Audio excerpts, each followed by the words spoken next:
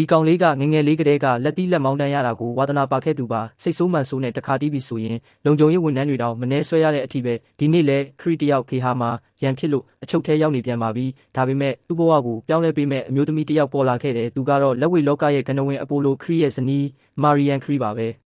အဲ့ဒီအချိန်ကြာမှပဲခရီးတယောက်သူ့ကိုယ်ထဲကတိုက်ခိုက်လို့စိတ်တွေဟာဘယ်ကလာတယ်လဲဆိုတာသဘောပေါက်သွားခဲ့တယ်သူဟာတခြားသူမဟုတ်ဘူးအပိုလိုရဲ့သားအဒိုနစ်ခရီးဖြစ်နေတာပါပဲအရွယ်ရောက်လာတဲ့အခါမှာတော့ခရီဟာအလုတ်ကင်ကောင်းကားကောင်းအိမ်ကောင်းနဲ့မိခင်ရဲ့မြစ်တာကိုပါအပြည့်အဝရရှိထားတဲ့လူတစ်ယောက်ပေါ့ဒါပေမဲ့လည်းသူ့တွေးတဲ့ကတိုက်ခိုက်ခြင်းတဲ့စိတ်ကငြိမ်ငြိမ်နေလို့မရခဲ့ဘူးမက္ကဆီကိုကမြေအောက်လက်ဝဲဝိုင်းတွေမှာသူခိုးပြီးတွားထိုးလေးရှိတယ်ဒီညသူ့ရဲ့ပြိုင်ဘက်ကတော့ကြွသားအဖူးထင်းတဲ့ဒေးဗစ်ပါ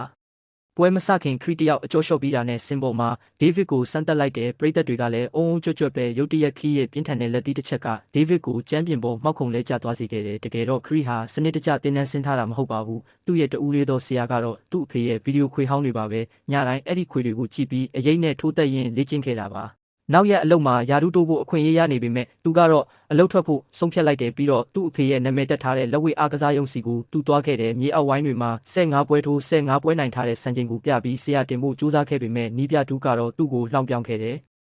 ဒါကမင်းထင်တယ်လို့ရက်ွက်ထဲကရံပွဲမျိုးမဟုတ်ဘူးဒီထဲကကောင်တွေကအသက်ရှင်ဖို့အတွက်ကိုတေမတက်ထိုးနေကြတာမင်းအဖေတောင်အဲ့ဒီလက်ဝဲစင်ပေါ်မှာတေခဲ့တာကွာဒါနောက်ပြောင်နေတာမဟုတ်ဘူးလို့ဒူးကပြက်ပြက်တတညင်းဆိုလိုက်တယ်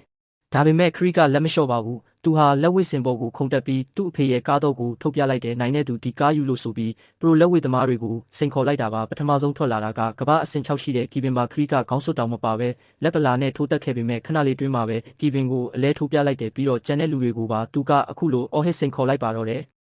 မင်းတို့ကလူသက်သမားတွေပေါ့လေငါဂေဟာမှာနေခဲ့ရတော့ကမင်းတို့ဘယ်ရောက်နေကြလဲသမင်းတနက်ငတ်ဖူးလို့လားကဲနောက်ထပ်ဘလူသက်သမားလာအောင်မလဲတယောက်ယောက်ကိုရွေးလိုက်စမ်းပါငါအစင်တင်မယ်လို့စိန်ခေါ်လိုက်ပါတယ်